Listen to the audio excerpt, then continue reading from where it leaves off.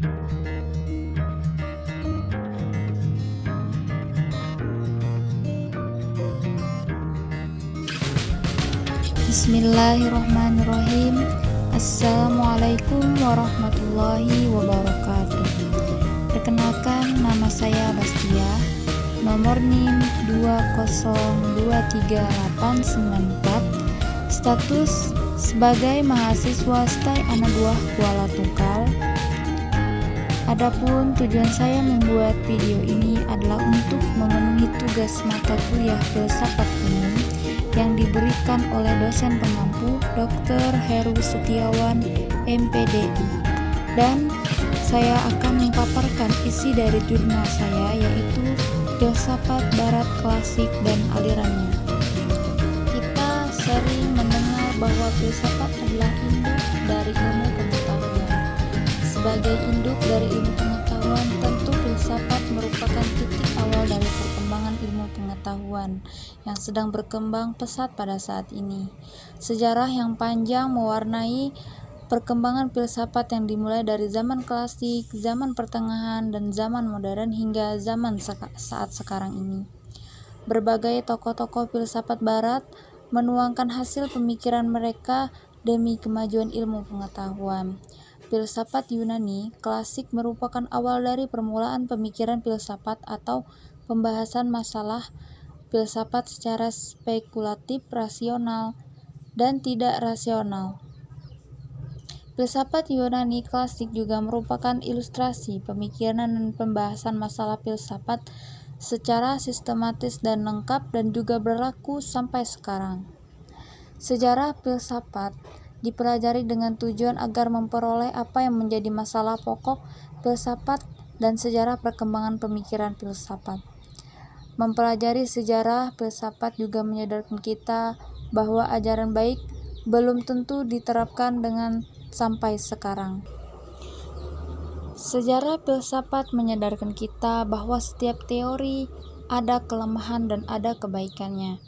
Karena itu, menurut adanya kerjasama antara sesama pengusaha filsafat, saling memberi dan menerima dalam rangka kepentingan bersama demi kesejahteraan hidup manusia. Pengertian filsafat klasik disebut filsafat klasik karena falsafah yang dibangunnya mampu menguasai sistem pengetahuan dalam pikiran barat sampai kira-kira selama 2000 tahun. Para filosof klasik muncul berusaha dan membangkitkan kembali kepercayaan masyarakat terhadap ilmu pengetahuan yang waktu itu mengalami pandangkalan melemahnya tanggung jawab manusia karena pengaruh negatif dari para filsuf aliran sofisme. Filsafat Barat. Filsafat Barat adalah ilmu yang biasa dipelajari secara akademis di universitas-universitas di Eropa dan daerah-daerah jajahan mereka. Filsafat ini berkembang dari tradisi filsafat orang Yunani kuno. Namun, pada hakikatnya tradisi filsafat Yunani sebenarnya sempat mengalami pemutusan rantai ketika salinan buku filsafat Aristoteles seperti Isagoge, Protagoras, dan Porphyry telah memusnahkan oleh pemerintah Romawi bersamaan dengan eksekusi mati terhadap Boethius yang dianggap telah menyebar ajaran yang dilarang oleh negara. Adapun tokoh-tokoh utama filsafat barat yaitu adalah Wittgenstein, mempunyai aliran analitik. Filsafat analitik yang dikembangkan di negara-negara berbahasa Inggris, tetapi juga diteruskan di Polandia. Filsafat analitik menolak setiap pembentukan filsafat yang berbau metafisik. Filsafat analitik menyerupai ilmu-ilmu alam yang empiris, sehingga kriteria yang berlaku dalam ilmu abstrak juga harus dapat diterapkan pada filsafat. Yang kedua ada Immanuel Kant. Immanuel Kant mempunyai aliran atau filsafat kritik yang tidak mau melewati batas kemungkinan pemikiran manusiawi. Rasionalisme dan empirisme ingin disentesekan Untuk itu, ia membedakan akal, budi, rasio, dan pengalaman indrawi. Pengetahuan merupakan hasil kerjasama antara pengalaman indrawi dan evisteori dan kreatifik akal faktor priori. Dan yang ketiga ada Rene Descartes, berpendapat bahwa kebenaran terletak pada diri subjek, mencari titik pangkal pasti dalam pikiran dan pengetahuan manusia, khususnya dalam ilmu alam. Metode dan memperoleh kepastian ialah menyaksikan segala sesuatu hanya untuk menyatakan dan tidak dapat disangsikan, yakni akal berpikir. Jadi aku ada. Dalam mencari proses kebenaran hendaknya kita menggunakan ide-ide yang jelas dan tajam. Setiap orang sejak ia dilahirkan dilengkapi dengan ide-ide tertentu, khususnya mengenai adanya Tuhan dan dalil-dalil matematika. Pada filsafat barat secara sistematis terbagi menjadi 3 bagian besar, yaitu bagian filsafat yang mengkaji tentang adanya being. Yang kedua ada bidang filsafat yang mengkaji pengetahuan, epistemologi dalam arti luas. Yang ketiga ada bidang filsafat yang mengkaji nilai-nilai menentukan apa yang seharusnya dilakukan manusia, yang disebut aksiologi. Zaman klasik, filsafat terutama filsafat barat muncul di Yunani semenjak kira-kira abad ke-7 Masehi.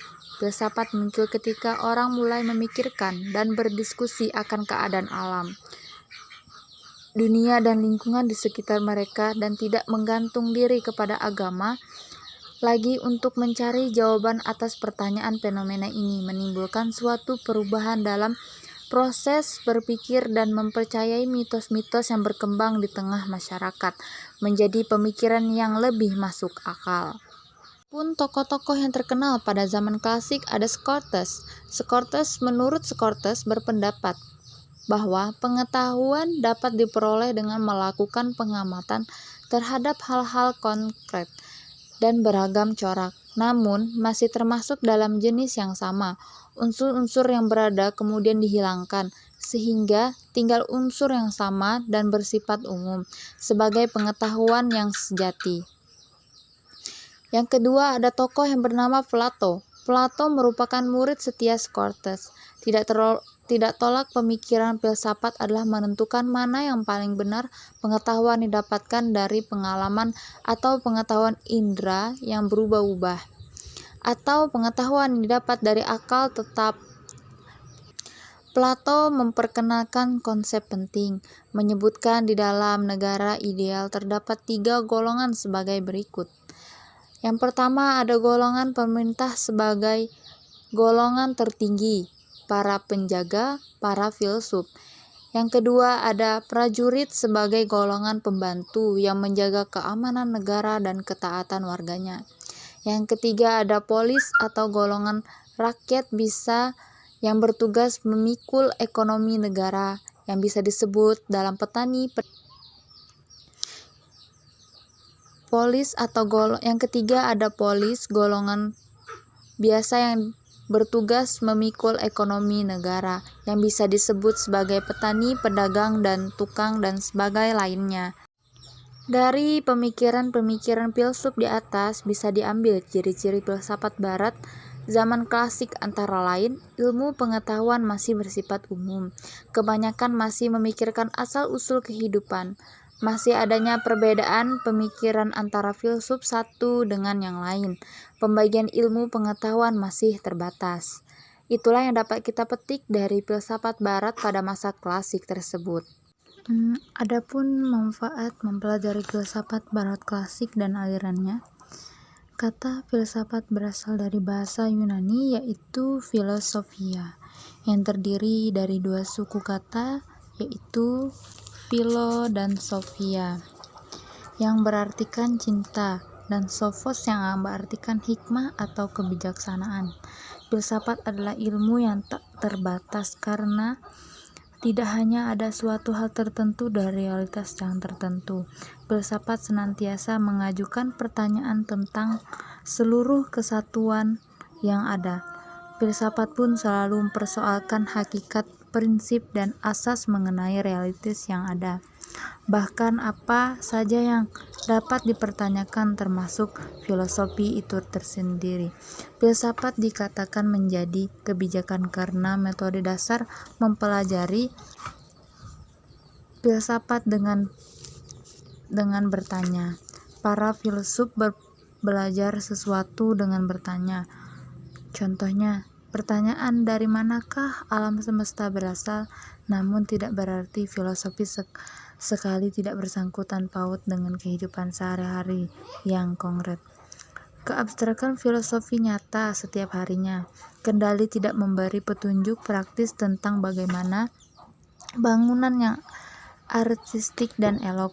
Filsafat dapat membantu manusia dengan pemahaman tentang apa itu artistik dan elok dalam karakter, sehingga nilai keindahan yang diperolehkan lewat pemahaman itu akan menjadi patokan utama bagi pelaksana pekerja pembangunan tersebut. Namun tidak berarti filosofi sekali tidak bersangkutan paut dengan kehidupan sehari-hari yang konkret. Ilmu filsafat tidak terbatas. Filsafat tidak hanya fokus di satu bidang kehidupan saja, melainkan mengangguk keterbatasan manusia untuk mempelajari semua ilmu-ilmu pengetahuan. Mempelajari filsafat itu bukan dengan melakukan penelitian, tapi dengan mengemukakan ide, mencari jawaban untuk setiap persoalan yang muncul dalam benak manusia dan memberi alasan yang tepat untuk itu. Dengan mempelajari filsafat berkelas ini, kita bisa dapat mengetahui siapa saja filsuf-filsuf yang terkenal dan tokoh-tokoh filsuf pada periode klasik, dan juga kita dapat mengetahui pemikiran dan perkembangan filsuf barat pada masa klasik tersebut. Baiklah, sekian dan terima kasih kepada semuanya yang telah mendengarkan paparan materi yang telah saya sampaikan, yaitu filsafat barat dan alirannya.